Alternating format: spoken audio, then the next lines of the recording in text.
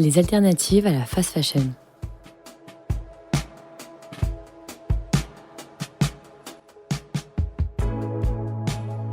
Épisode 3. Les boutiques artisanales.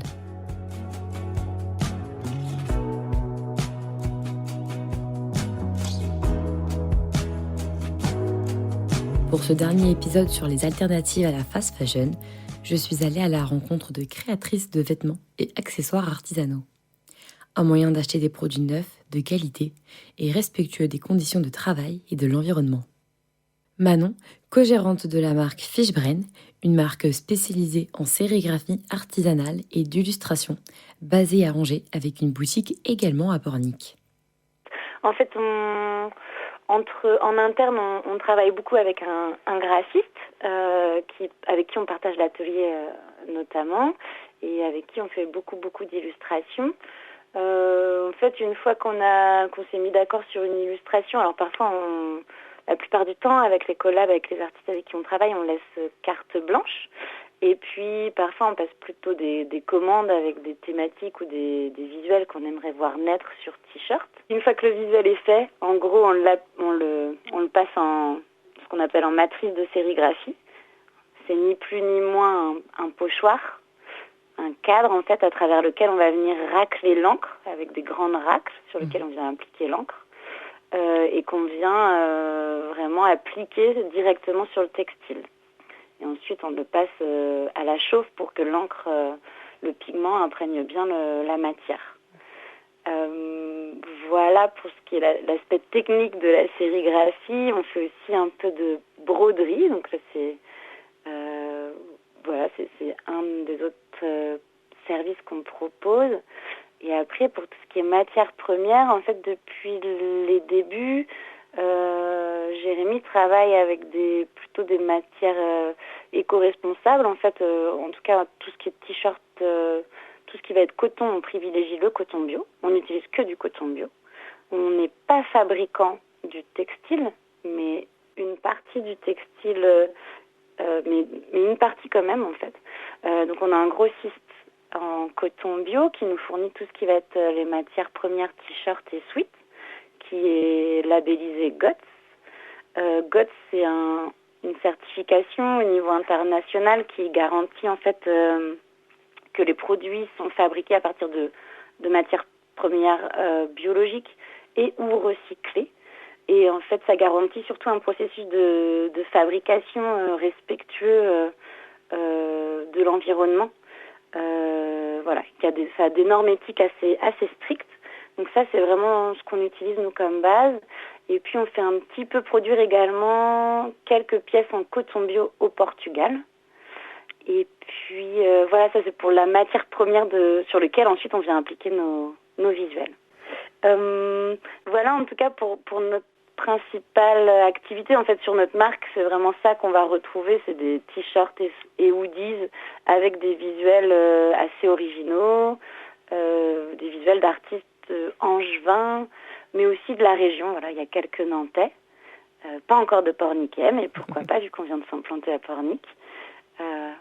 Voilà. Et à côté de ces vêtements-là, on a développé aussi une gamme plutôt d'accessoires qu'on fabrique en France. Et là, on utilise plutôt des matières recyclées. Donc ça va être des anciens draps dans lesquels on va venir faire des caleçons.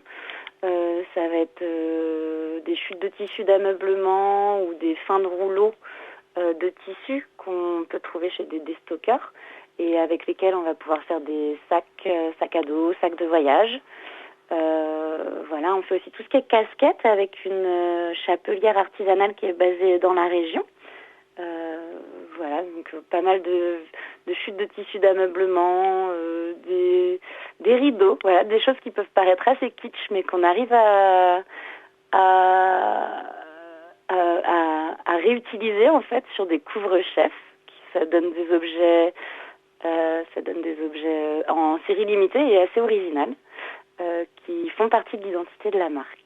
Je lui ai demandé si elle pensait que les boutiques artisanales étaient l'avenir. Oui, je pense.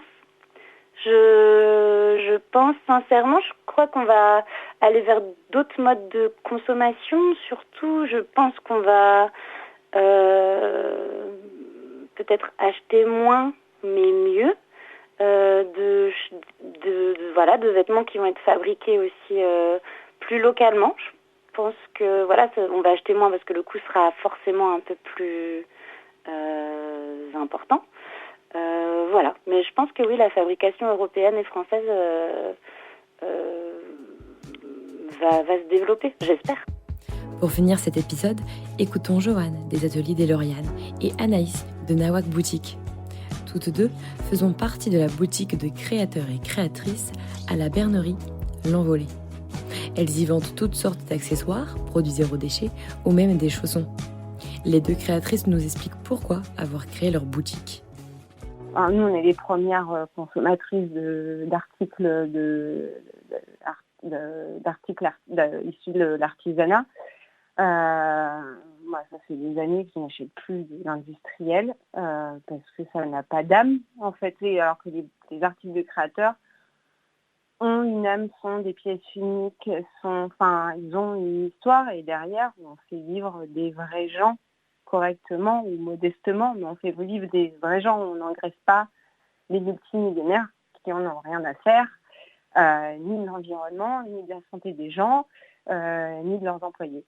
Ils sont plutôt satisfaits, sont contents de trouver des choses originales qu'on ne trouve pas ailleurs, d'avoir des produits de qualité. Ça, c'est des choses qui reviennent souvent. On sait que nous, on a beaucoup de clients, ils ne reviennent pas tous les 2 mois pour acheter le même produit parce que ça s'use trop vite ou je ne sais quoi. Ils savent que quand ils achètent, ils sont contents parce que ça leur dure super longtemps. Du coup, ils en reprennent pour offrir. Du coup, après, on a les copains à qui ça a été offert qui viennent pour en acheter et offrir à leur tour. Donc, le meilleur retour client qu'on a à chaque fois, c'est ça, c'est du bouche à oreille et que ça se propage parce que les gens sont extrêmement satisfaits de la qualité et du rapport qualité-prix, de la durabilité des produits et en plus de cette touche qui est originale, unique parce que ça ne se retrouve pas partout parce que nous avons nos propres motifs en plus de tissus. Donc, c'est des tissus qu'on n'a pas ailleurs puisque ce sont de nos marques et que c'est déposé. Plus le côté personnalisable où les gens peuvent faire leurs pièces en choisissant les tissus, en faisant broder, Donc c'est un tout. Mais alors, comment faire pour vérifier la qualité et l'origine des produits ? Les labels quasiment, comme la garantie Origine France ou des choses comme ça, en fait, ça se paye. C'est comme les labels bio, ça se paye. Il y a un cahier des charges à respecter, c'est sûr. Et encore, alors si on parlait d'Origine France, il est un peu plus poussé. Mais je crois que pour pouvoir dire qu'on fabrique en France, il faut qu'il y ait, je sais plus 60% qu'il y ait un certain pourcentage qui soit assemblé en France. Ça veut dire soit fait en France. Ça peut être juste le design, par exemple. Voilà. Ça veut un peu tout dire et rien dire. En tant qu'artisan, se payer clairement des labels connus et reconnus, c'est impossible. C'est trop cher. Après, ça se paye pas en une fois, ça se paye tous les ans. On utilise des matériaux de qualité qui, eux, peuvent être certifiés. Chez nous, sur le textile, on va utiliser du bio certifié GOTS, par exemple. Moi, sur le cuir, ça va être du certifié Which. Mais nous, en tant que tel, en tant qu'artisan, que ce soit l'atelier des Lauriane ou Nawak Boutique, on peut difficilement prétendre à des grands labels comme ça. Voilà. Il y a d'autres labels qui existent.